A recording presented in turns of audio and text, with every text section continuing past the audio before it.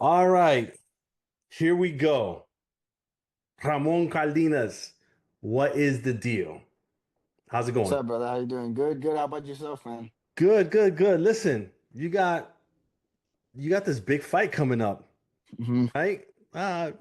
Somewhat of a big fight. No, I'm kidding. Yeah. May 4th, you're fighting Naoya Inoue for the undisputed super bantamweight title. Before we go into anything else, who the hell are you outside of the ring? Because people want to know that. People they could look up your box record and stuff, but who are you outside of the ring? I think, like I told the last guy, man, I'm a regular person like everybody else, man. I have my good days and I have my bad days and I have my ups and I have my downs. And I'm just a person who's trying to accomplish his dreams. As a kid, I dreamt about winning a world title, man. I'm almost there to accomplish that. And that's really, man, that's really who I am. I'm very laid back, I'd say. I'm very easy to work with, very laid back, and I'm not um out and about all the time. I'm just a normal person like everybody else. Okay, and so like what are some of the things that people may not know about you? Some of the things that people may know about might not know about me Yeah. is I like to do Lego sets. I like to play video games. I like the van life stuff. I don't know if you ever heard about van life. Where Van people life? travel. Yeah, people build out their van. They put a restroom in there, and then they put like a kitchen thing, and they live in their van and they travel the United States and stuff. Yeah, I've So heard I've that in always, Europe. In Europe, they do that a oh lot. yeah, so I've always wanted to do that here in the United States. So I like that as well. I like the film industry in a sense. I like, like the movies. I love movies. I love watching movies and stuff like that. But for me, it's a little different because for me, it's like I see. For me, my brain works is I'll watch a movie and I'll try to already set up what's gonna happen at the end. Hmm. I tell myself, okay, if I was writing this movie, this is how I would do it, like A, B, and C, and D. Got you. It seems And like you're really interested in things that challenge your mind. Because even though like a Lego sounds like, kitty, right? It could really challenge you when it comes to like actually building it. People hmm get hmm frustrated and they stop halfway or from the beginning. yeah, yeah, no, for sure, bro. Like that's one thing for sure that I've that it does. It's cool because for me it's like relaxing, but there's certain parts where I'm like, damn, like how the like what's going on here? And then I'm like, okay, okay, just stay chill. Like I'll relax and then okay, I'll focus on like trying to fix it. Gotcha, gotcha. All right.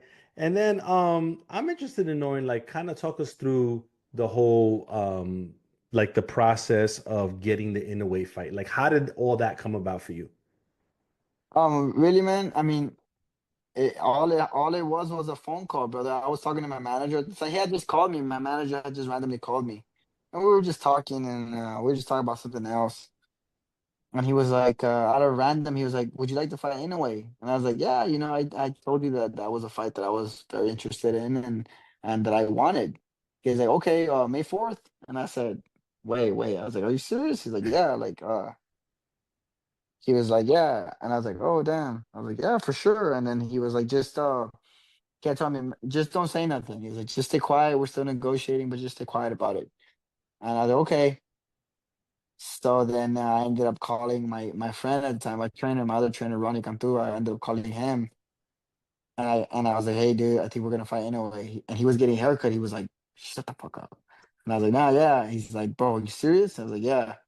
And then I just talked to my manager. I talked to Mike and this and that. He's like, "Oh man, like, dude, like, okay, okay." I was like, "Don't tell nobody though." So then I called my dad, and my dad was like, "What? Like for real?" And I was like, "Yeah." So. Um, yeah, man, it happened fast, dude. Because for me, he was in negotiations with Picasso and he was in negotiations with the MJ, with all these people. And for me, it was like, nah, it's not gonna happen. But then when it finally happened, I was like, oh shit, okay, hell yeah, like I got my chance, hell yeah. That's what's up.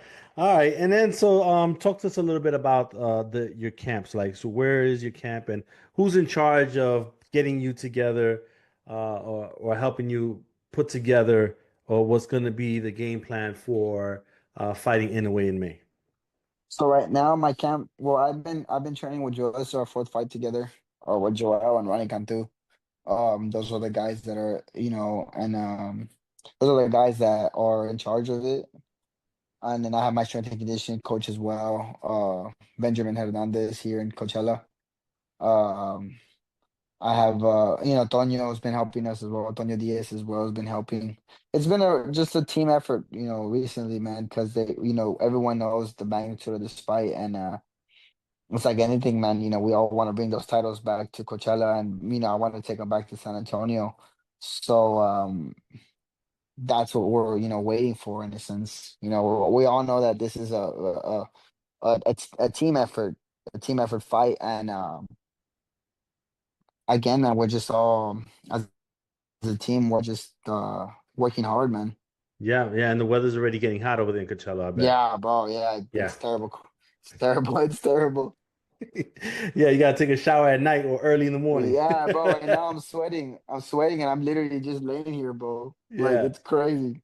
Yeah. Listen, it's no secret. Heavy underdog, betting underdog. Hmm. Look, Hmm. that's just what it is, right? Yeah.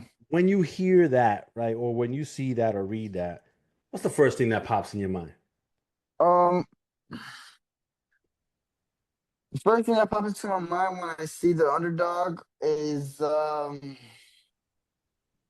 it's really just one of those things where it's only I don't even know how to explain it, man. Like it's one of those things where that's okay. Like in a sense that's okay. Um no one has to believe in me but myself. If that makes sense. Yeah. So that's how I'm taking it. Like no one has to believe in that I can win, but if I believe in it, then I know it's possible. And that's how I see it, man, with the underdog and all that stuff. I never I've been an underdog before in my career, and you know it doesn't necessarily phase me, man, because in the ring it's different. All the betting odds and all that stuff. It's just different, man. I was a I was an underdog when I fought Rafael Pedrosa. Everybody was like, "Oh, he's too small." Pedrosa 6 foot something and his jab, and I knocked him out in the second round.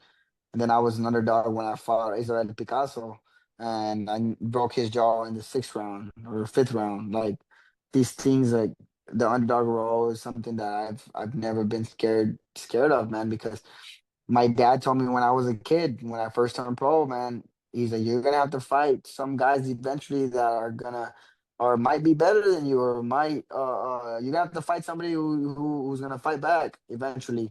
And I got to that point where I started doing that, and I was like, you know what? Like, it's not as bad as I think it's not as bad as people think. And again, that's the role that I took in my career, and now look at me, bro. I'm fighting for undisputed world, for undisputed world titles. Yeah, yeah, no doubt. And listen, May 4th is gonna be here at a snap of a finger, right? And so at the end of that night, like in your mind, how does that fight play out?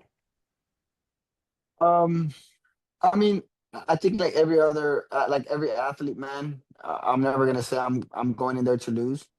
So, if I could write a story right now, I would tell you that I come out victorious, man, and I go home to my family, and I get welcomed with a big old parade, stuff like that. That's how I would tell you. Um, that's how I see it, man. Be able to after or even right after the fight, be able to you know, walk down the Vegas Strip with my family, man, and with my girlfriend, and just enjoy the moment. Kind of be able to enjoy the moment, suck on like as funny as it sounds, like suck in the moment and say, hey, man, like I've worked my whole life to get here since I was 12 years old. I've worked my whole life, and I finally got here, man. And I'm like, oh, finally, like this whole weight off your shoulders type of thing, like. It's like you, man. Like, let's say you, right, your page. When you first started your page, you used to tell yourself, man, I'm one day I'm gonna get 100,000 subscribers or 200,000 subscribers, and then you get there and you finally get there, you're just like, oh, yes, like I made it to where I wanted to be. Yeah. That's how I'm gonna be, man. Like the same feeling. I'm gonna have the same one. That's what's up. All right, and listen, if we were in let's say the press conference right now, and you were standing right in front of Inoue, would there be anything that you would say to him? That whatever that may be, good, bad, kind of like trying to intimidate him, whatever. But what would you tell Inoue if he was standing right in front of you? I mean, I would just tell him, really, man, thank you, brother. Because at the end of the day, like it's a sport. I don't. I think that's what separates a lot of people from like in a sense, like reality is it's just sport. Like I don't ever take it personal because it's not personal, man. It's like any other sport, like basketball, football, soccer. We love to do it. It's just a very gruesome sport, but it's a sport. So ultimately, I would just tell them thank you for the opportunity, man, and let's give our people a good fight, one that they can remember both of us for, one that they both of us are gonna be remembered in history for, and that's all I would say, brother. Again, I've never taken the sport serious. Well, not serious. Let me reword that. I've never taken the sport personal. Yeah. Where I've never taken it personal where, I see somebody and I'm like, yeah, I'm gonna fuck you up. Nah, I've always said, hey man, like good luck to you, and good luck to me. Obviously, I want to win just as bad as you want to win, and let's go out there and that's just as funny as it sounds, man. Let's just fuck each other up for people's entertainment, you know. Oh man. Hey, and lastly, what do you want to tell the fans that are going to be seeing the film that's going to hit the theaters starring Ramon Cardenas going up against Naoya Inoue on May 4th? Man, I just want to tell them, really, man, like, just thank all my supporters, thank everybody who believes in me, and thank everybody who just who's been supporting me, man. Like I said this earlier, when it comes to like the naysayers and the negative people and the people who have anything negative to say, I don't really respond to them, man, because for them, it's like it's easy to say, oh, Ramon's gonna get knocked out in 3 rounds or 4 rounds or this, but it's like for me, it's like you get in the ring, then let's see how hard, let's see how easy it is if you get in. You know, like it's easy to critique on the keyboard. It's easy to say, oh, X, Y, and Z and ABC and stuff like that. But let's see you get in the ring. Let's see you go in front of thousands of people, if not millions of people, thousands of people in the stadium and millions of people watching. Let's see how easy it is for you to do that. And so that's for the supporters and stuff, man. For people who love boxing, like who love boxing, I want to thank them for just continuing supporting boxing and the movement and the direction that everyone's going towards boxing, man. Uh, for the people who have anything negative to say, man, for them, I don't even acknowledge them because, like I told you, brother, if it was easy, man, everybody would do it. If it was easy, everybody would get into the ring, put some gloves on, and fight in front of millions of people. But it's not, man. Only a certain amount of crazy people have it in them to actually do it. And I'm just one of those guys who are crazy enough to go in there and do it. And that's really it, man. Because for me, I wanna go back to again. I've been saying this, and I want to lead by example of the best fighting the best. Hmm. I want to have it where, who cares about a loss, bro? Name me one fighter besides Floyd Mayweather that retired undefeated. Yeah. Yeah. I'm Rocky Marciano, but he had a draw. Yeah. But name me one fighter that retired undefeated besides Yeah. Floyd. All the No legends. one. Yeah. Yeah. All the All the legends legends have have lost. lost. Yeah. They all lost. But does that make them any worse of a fighter? No. No. You don't ever hear, and it's funny because you don't ever hear people say Arturo Gatti was a terrible fighter. You don't ever hear it. You hear that he was a warrior, bro. Hmm. Arturo Gatti gave it all he got. Same with Mickey Ward. Same with even Emmanuel Augustus, bro. You have guys like Emmanuel Augustus that have a lot of losses. But I know people who fought Emmanuel Augustus personally, and they say, bro, that was the toughest fight I ever had. You know what I mean? And even Chop Chop Corley, bro, like has 20 something losses, not 30.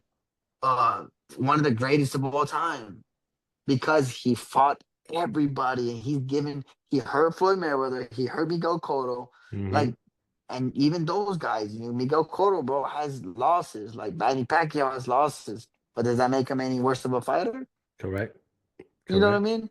So I Yeah. think I think we need to go back to that mindset of maybe these top of the line fighters wouldn't mind fighting the other top of the line fighters if everybody supported you the same and didn't write you off after a loss or didn't write you off after you lost to another good fighter. You know what I mean? If that makes Yeah. sense. Yeah. Like how the hell like again, like I said, like Muhammad Ali when he got knocked out by Joe Frazier. You don't ever hear people say, "Oh, Muhammad Ali was a terrible fighter." No, he was one of the greatest of all time. Mm-hmm. He had 6 losses, 5, 6 losses. Does that make him any worse? No. You Yeah. know what I mean? So, I mean, again, brother, it is what it is. But that's what I always say to the fans, man. I just want people to go back to that mentality of like the best fight, the best. Who cares, win, lose, or draw, man? As long as you're watching the best fights that you want to see. That's right. That's right. Well, listen, Ramon, I appreciate your time. Wish you the best of luck. And who knows? Let's see if you get that parade down in San Antonio. That's the plan, brother. Thank you, man. All right, take Thanks, care. Have a Dave. great one. Ramon, All you're all right. set for today, brother. Thanks, We'll talk Evan. soon.